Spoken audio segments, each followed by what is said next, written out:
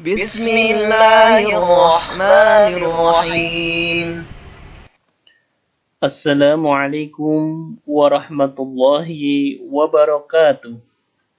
Alhamdulillahi wassalatu wassalamu ala rasulillah wa ala alihi wa man tabi'ahum ila yaumil qiyamah amma ba'd.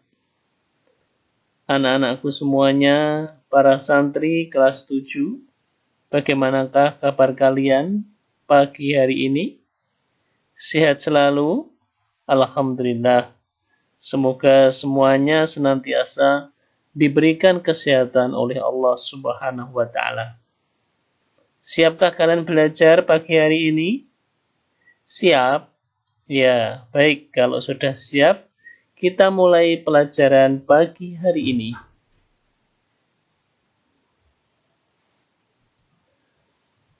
Pada pagi hari ini, kita akan mempelajari lanjutan dari pelajaran sebelumnya.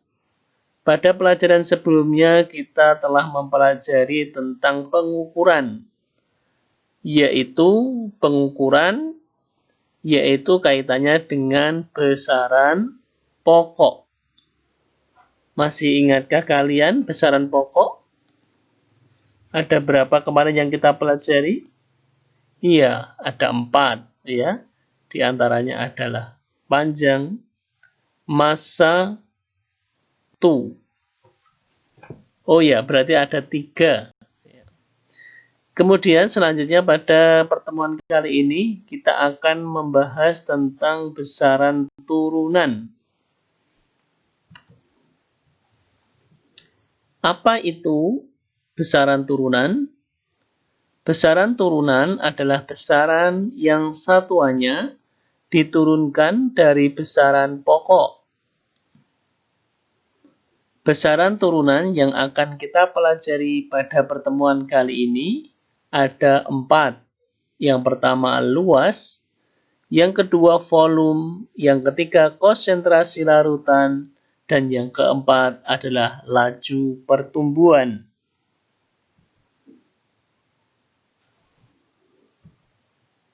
Luas merupakan besaran turunan, di mana satuannya diturunkan dari besaran pokok. Untuk mencari luas suatu benda yang bentuknya beraturan, seperti persegi, persegi panjang, dan segitiga, luasnya bisa kita hitung dengan menggunakan rumus luas dari masing-masing bangun tersebut. Seperti persegi, luasnya adalah sisi kali sisi. Persegi panjang, luasnya adalah panjang kali lebar. Dan segitiga, luasnya adalah setengah alas kali tinggi. Nah, sekarang bagaimana kita mengukur benda yang tidak beraturan, mengukur luas untuk benda yang tidak beraturan? Misalnya menghitung luas sehelai daun, maka di sini insya Allah akan kita jelaskan.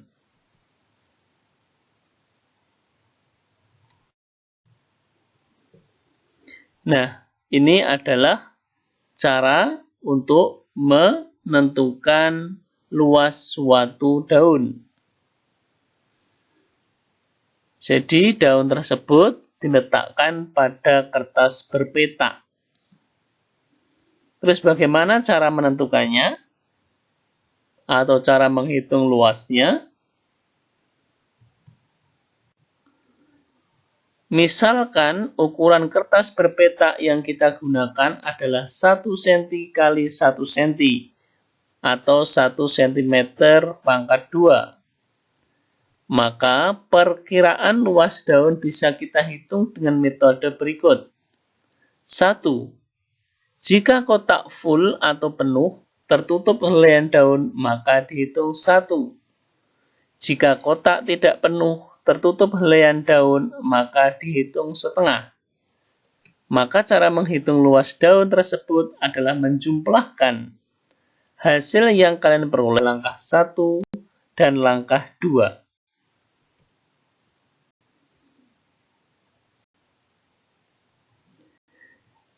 Untuk lebih memudahkan kita di dalam menghitung luas daun, ini ada contoh soal.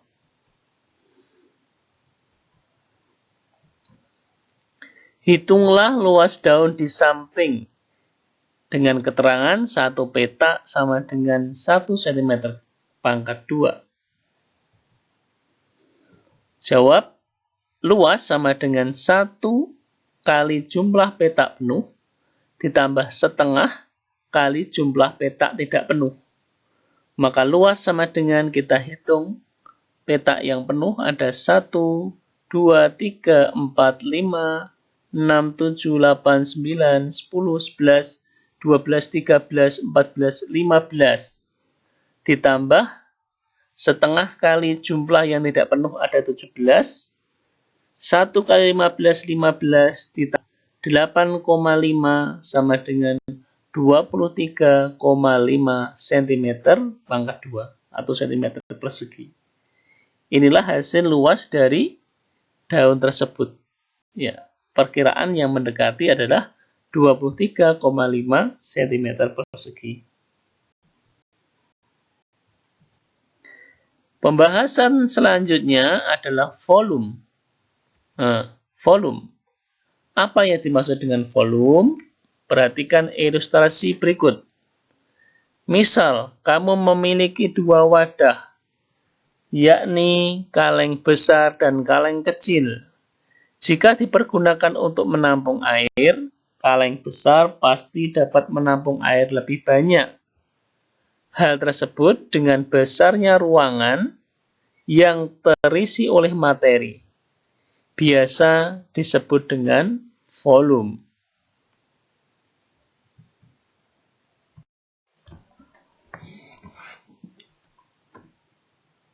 Selanjutnya yaitu cara menghitung volume benda. Volume benda yang bentuknya beraturan bisa kita hitung dengan menggunakan rumus bangun ruang. Misalnya balok, kubus, tabung, dan lain-lain. Volume balok adalah panjang kali lebar kali tinggi. Sedangkan kubus adalah sisi pangkat 3 atau S pangkat 3. Kemudian tabung luas alas kali tinggi. Bagaimana cara menentukan volume benda yang bentuknya tidak beraturan? Contohnya batu. Maka untuk mengukur batu, kita bisa menggunakan 2 cara berikut. Cara pertama menggunakan 1 buah gelas ukur. Letakkan gelas ukur di atas permukaan yang rata, misalnya meja. Isilah gelas ukur tersebut dengan air kira-kira setengahnya. Amati dan baca skala yang ditunjukkan, V1. Masukkan benda padat, misalnya batu, yang hendak kita hitung volumenya ke dalam gelas ukur tersebut. Amati dan baca skala yang ditunjukkan, V2. Volume batu sama dengan V2 dikurangi V1.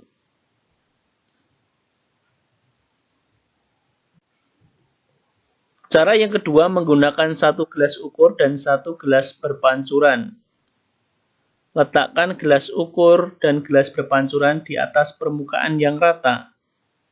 Isilah gelas berpancuran tersebut dengan air sampai batas lubang gelas berpancuran.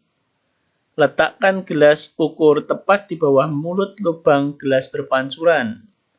Masukkan benda padat seperti batu yang akan kita hitung volumenya ke dalam gelas berpancuran.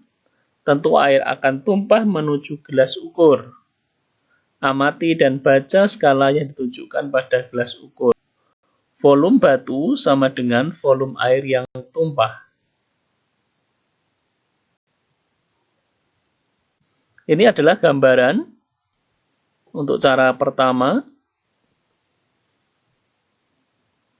Jadi untuk volume batu V2 dikurangi V1.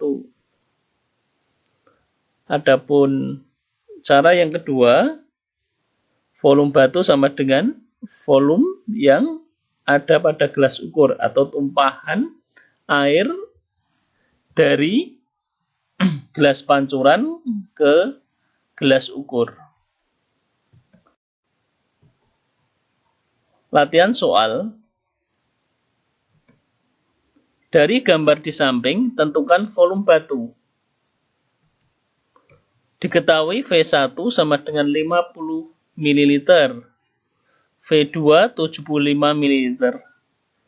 Berapa volume batu? Maka volume batu sama dengan V2 dikurangi V1 sama dengan 75 dikurangi 50 sama dengan 25 ml. Mudah kan? Ya, mudah sekali. Yang ketiga adalah konsentrasi larutan. Apa itu konsentrasi larutan?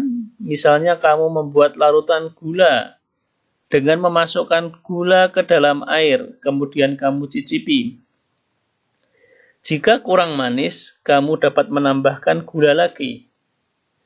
Semakin banyak gula yang ditambahkan, maka semakin manis rasa larutan tersebut. Nah, besaran yang menggambarkan banyaknya gula dan air dalam larutan tersebut dinamakan dengan konsentrasi larutan, di mana rumusnya konsentrasi larutan sama dengan massa zat terlarut dibagi volume pelarut.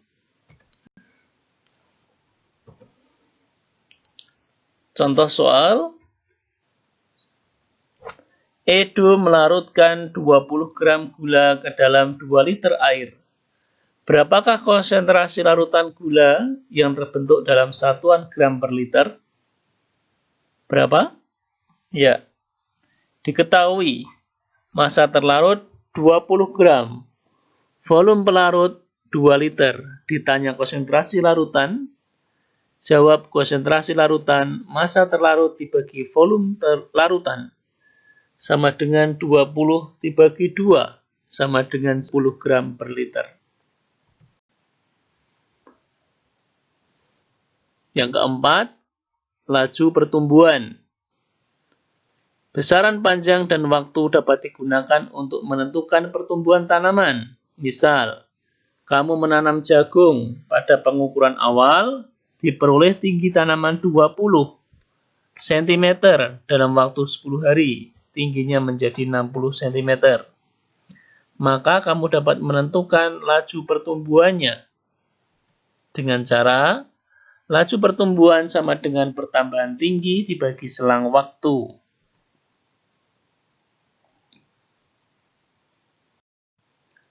Contoh soal, suatu hari Fawaz mengukur tinggi tanaman jagung 20 cm. Dalam waktu 10 hari, tingginya menjadi 60 cm. Laju pertumbuhan tanaman jagung tersebut adalah titik-titik cm per hari. Jawab, diketahui pertambahan tinggi adalah 60 dikurangi 20 sama dengan 40 cm. Selang waktu 10 hari. Ditanya, laju pertumbuhan tanaman jagung. Jawab, laju pertumbuhan sama dengan pertambahan tinggi dibagi selang waktu. Sama dengan 40 cm dibagi 10 hari sama dengan 4 cm per hari. Ya. Mudah bukan? Yang bisa Ustaz sampaikan, semoga apa yang disampaikan bisa dipahami dan semoga hari ini bermanfaat. Semoga apa yang kita pelajari hari ini bermanfaat. Barakallahu fikum. Wassalamualaikum warahmatullahi wabarakatuh.